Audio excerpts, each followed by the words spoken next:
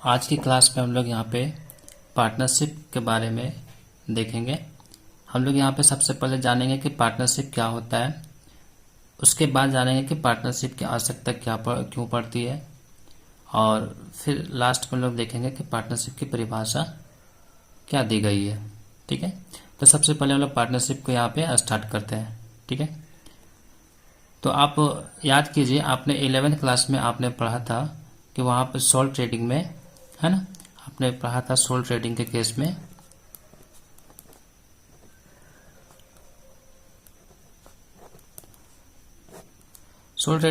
क्या होता था कि वहाँ पे एक पार्टनर होता था। मान लेते हैं कि वहाँ पे कौन सा एक ए नाम का एक व्यक्ति है ना, वहाँ पे एक व्यक्ति होता था, ए नाम का कोई मान लेते हैं एक व्यक्ति होता है, और वो क्या करता था, अपना एक बिजनेस चलाता था। ठीक है, इस कंडीशन में आपने ये भी जाना होगा कि ये जो होता है क्या करता है, अपने बिजनेस में क्या करता है, कैपिटल इन्वेस्ट करता है, और कैपिटल इन्वेस्ट करने के बाद ये बिजनेस को खुद चलाता है, तथा इससे होने वाले जितने भी लाभ होते हैं, इस लाभ पे किसका पूर्ण अधिकार किसका होता है, यहाँ पे एक का होता है। अर्थात आपने सोल ट्रेडिंग के अंतर्गत देखा होगा कि यहाँ पे क्या होता था, एक व्यक्ति किसी बिजनेस को चला रहा होता था, है ना। तो इस प्रकार से इसे क्या करते हम लोग एकल व्यापार के नाम से जानते थे। लेकिन जब हम बात कर रहे हैं यहाँ पे पार्टनरशिप का, तो पार्टनरशिप में जो क्या होता है, एकल ट्रेडिंग या सोल ट्रेडिंग से क्या होता है, डिफरेंट सिचुएशन आता है। यहाँ पे क्या होता है कि जिस प्रकार से यहाँ पे एक व्यक्ति किसी व्यवसाय को चला रहा होता है, ठीक उसी प्रकार से यहाँ पे पार्टनरशिप के कंडीशन में देखेंगे कि यहाँ पे एक व्यक्ति नहीं बल्कि एक से अधिक व्यक्ति, मतलब दो या दो से अधिक व्यक्ति क्या करते हैं, मिलकर एक व्यवसाय को चलाने का प्रयास करते हैं, है ना। तो यहाँ पे कहने का मतलब ये है कि यहाँ पे मान लेते हैं कि एक ये व्यक्ति है, दूसरा बी व्यक्ति है, तीसरा सी व्यक्ति है, और यहाँ पे चौथा क्या है, डी व्यक्ति है। ठीक है, इस प्रकार से आप देखेंगे कि यहाँ पे ए बी सी डी आपस में डिसाइड करते हैं कि हम लोग आपस में क्या करते हैं, मिलकर एक व्यवसाय को चलाते हैं, है ना। तो क्या करेगा कि ये है, बी है, सी है और ये डी है, ये चारों आपस में मिलकर एक व्यवसाय को क्या करेगा, ये चलाने का प्रयास करेगा, है ना, एक व्यवसाय को चलाने का प्रयास करेगा, है ना। तो यहाँ पे देखेंगे कि जब दो या दो से अधिक व्यक्ति जब मिलकर किसी व्यवसाय को चलाने का प्रयास करते हैं, तो इसे ही हम लोग क्या कहते हैं, हम लोग साझेदारी के नाम से जानते हैं, है ना। तो मैंने आपको बताया कि जब दो या दो से अधिक व्यक्ति किसी व्यवसाय को चलाने के लिए सहमत होते हैं, तो उसे हम लोग क्या बोलते हैं, हम लोग साझेदारी का नाम देते हैं। तो जिस प्रकार से यहाँ पे सोल ट्रेडिंग में ये अपने व्यवसाय में खुद पैसा लगाता था और इसका लाभ हानि को खुद स्वयं करता था या स्वयं इसका लाभ उठाता था, इस प्रकार से यहाँ पे आप देख रहे हैं कि जब यहाँ पे चार पार्टनर सब मिलकर किसी व्यवसाय को चलाने का प्रयास करेंगे, तो जाहिर सी बात है कि ये चारों पार्टनर्स क्या करेंगे, यहाँ पे कैपिटल इन्वेस्ट करेंगे इस बिजनेस में। ठीक है, और फिर इस कैपिटल यहाँ पे इन्वेस्ट करने के बाद इस बिजनेस को चलाएंगे, और बिजनेस चलाने के बाद जो प्रॉफिट होगा, इस प्रॉफिट को भी क्या करेंगे, आपस में ये बांटेंगे, ये प्रॉफिट को क्या करेंगे, आपस में बांटेंगे, है ना। तो इसी प्रक्रिया को हम लोग क्या बोलते हैं, यहाँ पे साझेदारी का नाम देते हैं। ठीक है, तो आप यहाँ पे देख ले कि जब दो या दो से अधिक व्यक्ति किसी व्यवसाय को चलाने का प्रयास करते हैं, तो उसे लोग क्या बोलते हैं, हम लोग यहाँ पे साझेदारी कहते हैं। ठीक है, इन लोगों के द्वारा जो व्यवसाय चलाया जाता है, इसको सम्मिलित रूप को हम लोग क्या बोलते हैं, यहाँ पे हम लोग इसका एक नाम देते हैं, जिसे हम लोग क्या बोलते हैं, पार्टनरशिप फर्म। इसे किस नाम से जानते हैं हम लोग, यहाँ पे पार्टनरशिप फर्म। ठीक है, यानी कि इसके सम्मिलित रूप को हम लोग क्या बोलेंगे, यहाँ पे पार्टनरशिप फर्म का नाम देंगे। और प्रत्येक पर्सन जो इस व्यवसाय में जो लगा हुआ है, उसको इंडिविजुअली हम क्या नाम देते हैं, यहाँ पे पार्टनर का नाम देते हैं। क्या नाम देते हैं, पार्टनर का नाम देते हैं। तो इस प्रकार से यहाँ पे ये डी क्या हो गया, पार्टनर हो गया, यहाँ पे सी भी क्या हो गया, ये पार्टनर हो गया। यानी कि इंडिविजुअली ये जितने भी होते हैं, ऐसे लोग क्या बोलते हैं, इसे पार्टनर कहते हैं। ये बी भी पार्टनर हो गया, ये भी पार्टनर हो गया। ठीक है। तो इस प्रकार से यदि आपसे पूछा जाए कि यहाँ पे कितने पार्टनर्स, तो यहाँ पे पार्टनर की संख्या कितने हो गए, ये बी सी डी, यानी कि यहाँ पे कुल कितने पार्टनर्स हो गए, यहाँ पे 4 पार्टनर्स हो गए, है ना। और ये चारों पार्टनर्स क्या कर रहे हैं, आपस में मिलकर किसी व्यवसाय को चलाने का प्रयास कर रहे हैं। तो इसी प्रक्रिया को हम लोग क्या बोलते हैं, यहाँ पे साझेदारी का नाम देते हैं। ठीक है। अब यहाँ पे बात करते हैं कि जब यहाँ पे 4 पार्टनर्स है तो सर मिनिमम यहाँ पे कितने पार्टनर्स हो सकते हैं, है ना। तो किसी भी पार्टनरशिप के लिए मिनिमम जो पार्टनर्स की संख्या जो होनी चाहिए वो मिनिमम नंबर ऑफ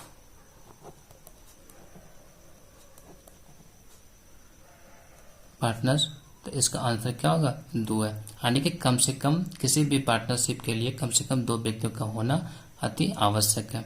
अब यदि आपसे यह क्वेश्चन पूछा जाए कि यहाँ पे मैक्सिमम कितने होंगे, तो आप देखेंगे जब हम मैक्सिमम की बात करेंगे तो मैक्सिमम में आप मैक्सिमम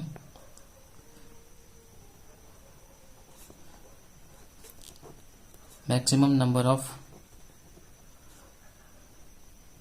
पार्टनर्स की बात करेंगे, यहाँ पे मैक्सिमम नंबर ऑफ पार्टनर्स की बात करेंगे, तो इसके लिए यहाँ पे 2 कंडीशन अप्लाई होता है। ठीक है। पहला कंडीशन क्या होता है कि यहाँ पे जो कंपनी एक्ट जो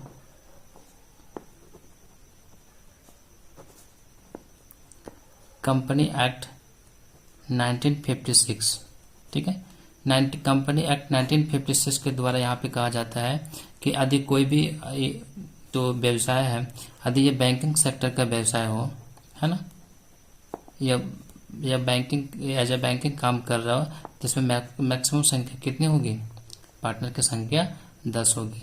और यदि ये नॉन बैंकिंग हो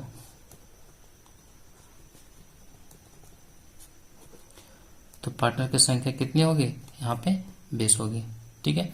ये किसके अंतर्गत आता है, ये कंपनी एक्ट 1956 के अंतर्गत यहाँ पे एक मैक्सिमम नंबर दिया गया है कि बैंकिंग सेक्टर में मैक्सिमम पार्टनर कितने हो सकते हैं, 10 हो सकते हैं, और नॉन बैंकिंग में पार्टनर की संख्या कितनी हो सकती है, 20 हो सकती है। ठीक है। लेकिन अब जो नया जो कंपनी एक्ट आया है, जो कंपनी एक्ट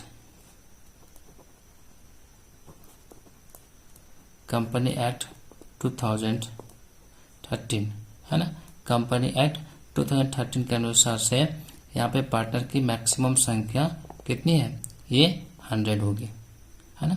तो आप यहाँ पे देखें, आपके एग्जाम में क्वेश्चन आ सकते हैं कि किसी भी पार्टनरशिप के लिए मिनिमम पार्टनर कितने होना चाहिए, तो आपका आंसर क्या होगा, मिनिमम पार्टनर 2 होना चाहिए। यदि आपसे पूछा जाता है कि बैंकिंग सेक्टर में मैक्सिमम पार्टनर कितने होंगे, तो आपका आंसर होगा 10 होगा। ठीक है। यदि आपसे ये क्वेश्चन आता है कि नॉन बैंकिंग सेक्टर में या नॉन बैंकिंग पार्टनरशिप में क्या पार्टनर की संख्या कितनी होनी चाहिए, तो आपका आंसर क्या होगा, 20 होगा। उसके बाद यदि आपसे ये पूछा जाता है कि कंपनी एक्ट 2013 के अंतर्गत पार्टनर्स की मैक्सिमम लिमिट या मैक्सिमम नंबर कितना बताया गया है, तो आपका आंसर क्या होगा, यहाँ पे 100 होगा। ठीक है। अब इसके बाद हम बात करते हैं कि आखिर पार्टनरशिप की आवश्यकता क्यों पड़ती है ना। तो हम लोग एक एक करके जानेंगे कि पार्टनरशिप की आवश्यकता क्यों पड़ती है। ठीक है। पार्टनरशिप की आवश्यकता के पीछे बहुत सारे रीजंस होते हैं, तो मैं कुछ रीजंस को बताते हैं, है ना। तो फर्स्ट हम बात करते हैं यहाँ पे कैपिटल, है ना। आपको पता है कि बिजनेस को चलाने के लिए आपके पास पैसे की आवश्यकता होनी चाहिए, यानी कि आपके पास पैसे होने ही चाहिए, है ना। तो यदि यहाँ पे मान लेते हैं कि ये एक व्यक्ति है ना, ये एक पर्सन है और ये बिजनेस करना चाहता है। ठीक है। हमने क्या बोला कि ये एक पर्सन है, ये क्या करना चाहता है, एक बिजनेस करना चाहता है, लेकिन इसके पास पर्याप्त मात्रा में कैपिटल नहीं है। तो वैसे सिचुएशन में ये क्या करेगा, एक अपने पार्टनर्स को सर्च करेगा और इस प्रकार से एक पार्टनर बी को सम्मिलित करेगा, है ना। और बी को सम्मिलित करने के बाद क्या करेगा, ये दोनों मिलकर क्या करेगा, एक पार्टनरशिप बनाएगा और फिर क्या करेगा, ये लोग एक बिजनेस को चलाएगा, है ना। तो पहला फैक्टर क्या हो गया कि यदि हमें कैपिटल की आवश्यकता पड़ती है और हमें बिजनेस करनी होती है, तो इस प्रकार से क्या करते हैं, हम एक पार्टनर के खोज करते हैं और फिर दोनों मिलकर एक पार्टनरशिप का निर्माण करते हैं। नेक्स्ट हम बात करते हैं, यदि हम स्किल फैक्टर को ले, है ना, तो इसी एग्जाम्पल में हम समझने का प्रयास करते हैं। मान लेते हैं कि ए के पास क्या है, स्किल है, ठीक है, सॉरी, मान लेते हैं कि ए के पास कोई स्किल नहीं है जबकि ए के पास पैसे बहुत ज़्यादा है ना। बी के पास क्या है कि बी के पास स्किल है पर पैसे नहीं है। तो इस प्रकार से यदि ये चाहता है कि नहीं मुझे बिजनेस करने हैं, तो एक स्किल पर्सन की आवश्यकता पड़ेगी, ये आवश्यकता पड़ने वाली है। तो इस प्रकार से क्या करेगा, यहाँ पे ये और बी दोनों आपस में मिलकर एक बिजनेस को चलाने का प्रयास करेगा। थर्ड हम बात करते हैं कंट्रोलिंग की। क्या है, कंट्रोल की बात करते हैं। तो जैसे जैसे हम देखेंगे कि जब कोई भी बिजनेस, मान लेते हैं कि इस स्तर पे यहाँ पे एक बिजनेस हो रहा है ना, इस बिजनेस को धीरे धीरे इसका एरिया बढ़ा के हम इतना बड़ा कर देते हैं, या तो फिर एक इस सेक्टर, मान लेते हैं कि यहाँ पे एक सेक्टर ए में यहाँ पे बिजनेस चल रहा है, ठीक है, यदि इसी बिजनेस को हम सेक्टर बी में यदि हम लगाने का प्रयास करेंगे तो जाहिर सी बात है कि आप देखेंगे कि यहाँ पे एक व्यक्ति जो यहाँ पे कंट्रोल कर रहा था, वही व्यक्ति यहाँ पे भी कंट्रोल एक सही रूप में नहीं कर सकता, है ना। मान लो, कहने का अर्थ यह है कि जैसे जैसे बिजनेस हमारा क्या करता है, एक्सपेंड करता जाता है, तो उस पर एक व्यक्ति का कंट्रोल ये परफेक्ट नहीं हो सकता है ना, क्योंकि उसके पास भी लिमिटेशन होता है।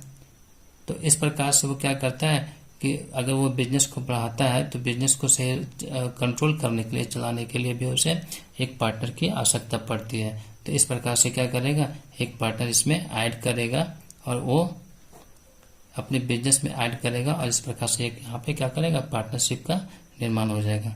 थर्ड फैक्टर हम बात करते हैं रिस्क का। जैसा कि आप जानते हैं कि पार्टनर जो बिजनेस जो होता है उसमें रिस्क का बहुत ज़्यादा चांसेस होता है।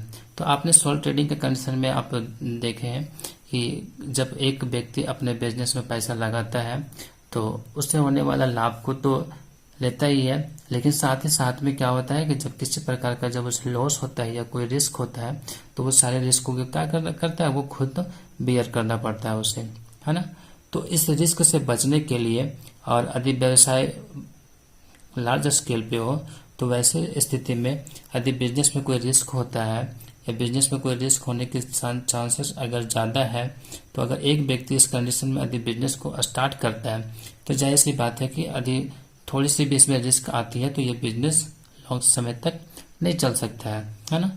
तो इस कारण से जो होने वाले जो रिस्क है उसको देखते हुए क्या करता है, आपस में दो व्यक्ति आपस में मिल लेते हैं और ये रिस्क वाले बिजनेस को चलाने का प्रयास करते हैं। तो आप देखेंगे कि ये जो फैक्टर्स होते हैं जो किसी दो या दो से अधिक व्यक्ति को आपस में मिलने के लिए मजबूर करता है, जिससे कि वो एक क्या करता है, एक पार्टनरशिप का एक निर्माण हो जाता है। तो इस प्रकार से हम कह सकते हैं कि पार्टनरशिप के लिए या पार्टनरशिप के निर्माण में इन सारे फैक्टर्स की बहुत अहम रोल होती है। धन्यवाद।